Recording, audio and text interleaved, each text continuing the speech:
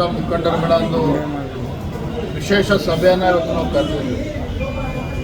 ಹಿರಿಯರಾಗಿರ್ತಕ್ಕಂಥ ಸಂಸದೀಯ ಮಂಡಳಿಯ ಸದಸ್ಯರು, ಮಾಜಿ ಮುಖ್ಯಮಂತ್ರಿಗಳು, ರೈತ ನಾಯಕರು ಸನ್ಮಾನ್ಯ BS ಯಡಿಯೂರಪ್ಪನವರು, ಮಾಜಿ ಮುಖ್ಯಮಂತ್ರಿಗಳಾಗಿರ್ತಕ್ಕಂಥ ಸದಾನಂದ ಗೌಡಜಿಯವರು, ವಿಪಕ್ಷ ನಾಯಕರುಗಳಾದ R. ಅಶೋಕ್ ಅವರು, ಚಲುವದೆ ನಾರಾಯಣ ಸ್ವಾಮಿ ಅವರು, ಅದೇ ರೀತಿ ನಮ್ಮ ಹಿರಿಯರು ಮಾರ್ಗದರ್ಶಕರಾಗಿರ್ತಕ್ಕಂಥ ಕೃಷ್ಣ ಭಟ್ರು ವಿಧಾನ ಪರಿಷತ್ ಸದಸ್ಯರು ಅವರು ಕೂಡ ಈ ಸಭೆಯಲ್ಲಿ ಭಾಗವಹಿಸಿದ್ರು.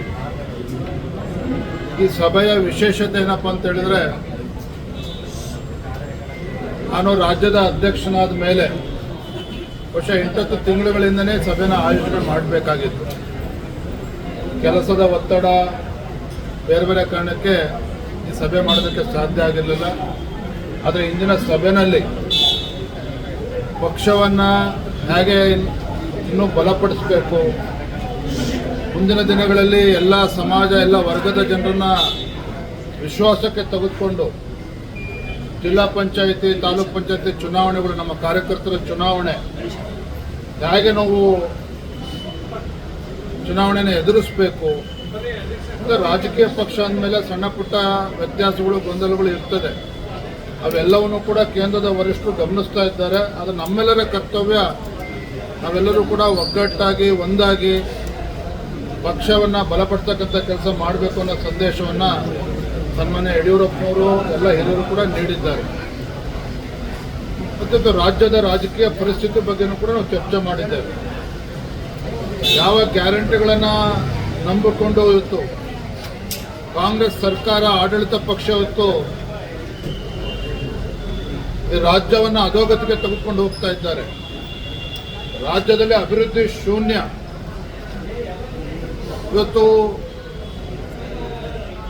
ಬಾಣಂತಿಯರ ಸಾವಿನ ಪ್ರಕರಣ ಇರ್ಬೋದು, ನವಜಾತ ಶಿಶುಗಳ ಒಂದು ಮರಣ, ಒಂದು ಕಡೆ ಸರಣಿ ಮರಣ ಹೊಂದ್ತಾ ಇರ್ತಕ್ಕಂಥದ್ದು, ಭ್ರಷ್ಟಾಚಾರ, ಆತ್ಮಹತ್ಯೆ ಪ್ರಕರಣಗಳು, ಒಟ್ಟಾರೆಯಾಗಿ ಸರ್ಕಾರದ ಬಗ್ಗೆ ರಾಜ್ಯದ ಜನ ಇವತ್ತು ಬೇಸತ್ತಿದ್ದಾರೆ. ಆಡಳಿತ ಪಕ್ಷದ ಶಾಸಕರು ಕೂಡ ಮುಖ್ಯಮಂತ್ರಿಗಳ ಬಗ್ಗೆ, ಆಡಳಿತ ಪಕ್ಷದ ಬಗ್ಗೆ ಅವರೇ ಬೇಸತ್ತಿದ್ದಾರೆ. ಹಾಗೆ ಎಲ್ಲವನ್ನೂ ಕೂಡ ಅರ್ಥ ಮಾಡ್ಕೊಂಡು ಎಲ್ಲ ಹಿರಿಯರು ಕೂಡ ನೀಡಿದ್ದಾರೆ. ಕಡೆ ಬಲ ಪ್ರದರ್ಶನ ಮಾಡ್ತಾ ಇದ್ದಾರೆ. ಪ್ರಶ್ನೆ ಇನ್ನೂ ಬಂದಿಲ್ಲ ಅಂತ ನಾನು ಕಾಯ್ತಾ ಇದ್ದೆ. ಇವತ್ತಿನ ಸಭೆ ಯಾವುದೇ ರೀತಿಯ ಬಲ ಪ್ರದರ್ಶನ ಆಗಲಿ, ಯಾರನ್ನೋ ಪಕ್ಷದಿಂದ ಉಚ್ಚಾಟನೆ ಮಾಡಬೇಕು, ಈ ವಿಚಾರ ಆಗಲಿ, ಯಾವುದು ಕೂಡ ಈ ವಿಚಾರನ ಇಟ್ಕೊಂಡು ಸಭೆ ಸೇರಿರ್ತಕ್ಕಂಥದ್ದಲ್ಲ. ಪಕ್ಷವನ್ನು ಹೇಗೆ ಸರಿಪಡಿಸಬೇಕು ಅನ್ನುವ ಕರ್ತವ್ಯ ರಾಜ್ಯದ ಅಧ್ಯಕ್ಷನಾಗಿ ನಂದು ಕೂಡ ಇದೆ. ಪಕ್ಷದ ಹಿರಿಯರು, ವರಿಷ್ಠರು ಕೂಡ ಇದ್ರ ಬಗ್ಗೆ ನಮಗೆ ಮಾರ್ಗದರ್ಶನ ನೀಡುತ್ತಾರೆ. ಆದರೆ ಇವತ್ತಿನ ಸಭೆ ಇವೆಲ್ಲವನ್ನು ಕೂಡ ಬದಿಗಿಟ್ಟು ಪಕ್ಷವನ್ನು ಬಲಪಡಿಸ್ತಕ್ಕಂಥ ನಿಟ್ಟಿನಲ್ಲಿ ಎಲ್ಲರನ್ನೂ ಕೂಡ ಜೊತೆ ತೆಗೆದುಕೊಂಡು ಹೋಗಬೇಕು, ಈ ನಿಟ್ಟಿನಲ್ಲಿ ಸಭೆಯನ್ನು ಮಾಡಿದ್ರು. ಕಾಂಗ್ರೆಸ್ನಲ್ಲಿ ಸರ್ DK ಶಿವಕುಮಾರ್ ಅವರು ಟೆಂಪಲ್ ರನ್ ಮಾಡ್ತಾ ಇದ್ದಾರೆ. ಇನ್ನೊಂದು ಕಡೆ 13 ತಾರೀಕು ಶಾಸಕರ ಇನ್ನೊಂದು ಕಡೆ ಡಿನ್ನರ್ ಬ್ರೇಕ್ ಹಾಕಿದ್ದಾರೆ. ಏನು ನಡೀತದೆ? DK ಶಿವಕುಮಾರ್ ಅವರು ಇತ್ತೀಚೆಗೆ ನಡೆದ ಬೆಳಗಾವಿಯ ಅಧಿವೇಶನದಲ್ಲಿ, ಚಳಿಗಾಲದ ಅಧಿವೇಶನದಲ್ಲಿ ಸದನದಲ್ಲಿ ಮಾತನಾಡಿದ್ದಾರೆ. ಒಂದು ಮಾತನ್ನು ಹೇಳಿದ್ದಾರೆ. ಹಿಂದೆ ಪಾಪ SM ಕೃಷ್ಣ ಅವರು ಅಂದಿನ ಮುಖ್ಯಮಂತ್ರಿಗಳು ಮಂತ್ರಿಮಂಡಲದಲ್ಲಿ ತೆಗೆದುಕೊಳ್ಳದೆ ಇದ್ದಾಗ ಅವರು ಗುರುಗಳು ಹೇಳಿದ್ರಂತೆ, ಸಿಗಲಿಲ್ಲ ಅಂದರೆ ಒದ್ದು ಕಿತ್ಕೋಬೇಕು ಅಧಿಕಾರವನ್ನು ಅಂತೇಳಿ. ಅದನ್ನು 15 ವರ್ಷಗಳ ನಂತರ ಮತ್ತೊಮ್ಮೆ DK ಶಿವಕುಮಾರ್ ಅವರು ಸದನದ ಒಳಗಡೆ ನೆನಪು ಮಾಡಿಕೊಂಡಿದ್ದಾರೆ. ಸೊ ಆ ಮಾತಿನ ಮರ್ಮ ಏನೋ, ಉದ್ದೇಶ ಏನೋ ನಿಮಗೂ ಕೂಡ ಅರ್ಥ ಆಗಿದೆ ಅಂತ ನಾನು ಭಾವಿಸಿದ್ದೇನೆ. ಇದರ ಹಿನ್ನೆಲೆಯಲ್ಲಿ ಒಂದು ಕಡೆ ಸಿದ್ದರಾಮಯ್ಯನವರ ಪವರ್ ಶೇರಿಂಗ್ ಫಾರ್ಮುಲಾ ಏನಿದೆ, ಎಲ್ಲೊಂದು ಕಡೆ ಅಂತ್ಯಗೊಂಡಿದೆ ಅನ್ನೋ ವಿಚಾರ ನಮಗೂ ಕೂಡ ಬೀಳ್ತಾ ಇದೆ. ಪವರ್ ಶೇರಿಂಗ್ ಫಾರ್ಮುಲಾ ಏನಿದೆ ಅಂತೇಳಿ DK ಶಿವಕುಮಾರ್ ಅವರು ಹೇಳಬೇಕು, ಸಿದ್ದರಾಮಯ್ಯನವರು ಹೇಳಬೇಕು.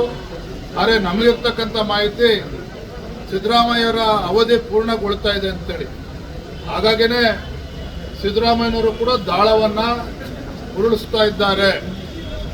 ಬೇರೆ ಬೇರೆ ಸಚಿವರ ಮೂಲಕ ಡಿನ್ನರ್ ಪೊಲಿಟಿಕ್ಸು ಕಾಂಗ್ರೆಸ್ ಪಕ್ಷದಲ್ಲಿ ಈಗಾಗಲೇ ಪ್ರಾರಂಭ ಆಗಿದೆ. ನಾನು ಅವತ್ತೇ ಹೇಳಿದ್ದೇನೆ, ಯಾವಾಗ ಸಚಿವರ ಮನೆಯಲ್ಲಿ ಕೆಲವು ಮಂತ್ರಿಗಳು, ಶಾಸಕರನ್ನ ಸೇರಿಸಿದ್ರು, ಅಲ್ಲೇ ಸಿದ್ದರಾಮಯ್ಯನವರ ಆಟ ಪ್ರಾರಂಭ ಆಗಿದೆ ಅಂತಕ್ಕಂಥದ್ದು ಜಗಜ್ಜಾಹೀರಾಗಿದೆ. ಅವರ ಹೈಕಮಾಂಡ್ ಏನೇ ಹೇಳಿದ್ರು ಸಹ ಡಿನ್ನರ್ ಪೊಲಿಟಿಕ್ಸ್ ಕಂಟಿನ್ಯೂನೂ ಕೂಡ ಆಗ್ತದೆ, ಮುಂದುವರಿತದೆ. ಡಿ ಕೆ ಶಿವಕುಮಾರ್ ಅವರು ಹಂಗಂತೇಳಿ ಏನು ಒದ್ದು ಕಿತ್ಕೋಬೇಕು ಅಂತೇಳಿ ಗುರುಗಳು ಅವ್ರಿಗೆ ಹೇಳಿದ್ದಾರೆ. ಆ ಒಂದು ಕಾರ್ಯದಲ್ಲಿ ಅವರು ಕೂಡ ಪ್ರವೃತ್ತರಾಗ್ತಾರೆ ಅನ್ನೋದು ನಮ್ಮ ಕಿವಿ ಕೂಡ ಬೀಳ್ತಾ ಇದೆ. ಹಾಗಾಗಿ ಬರೋ ದಿನದಲ್ಲಿ ಆಡಳಿತ ಪಕ್ಷದ ಜಗಳ ಏನಿದೆ ಈಗಾಗಲೇ ಬೀದಿಗೆ ಬಂದಿದೆ, ಇನ್ನೂ ಕೂಡ ರಾಜ್ಯ ಜನ ನೋಡೋರಿದ್ದಾರೆ ಅದನ್ನು. ಥ್ಯಾಂಕ್ ಯು, ಧನ್ಯವಾದ.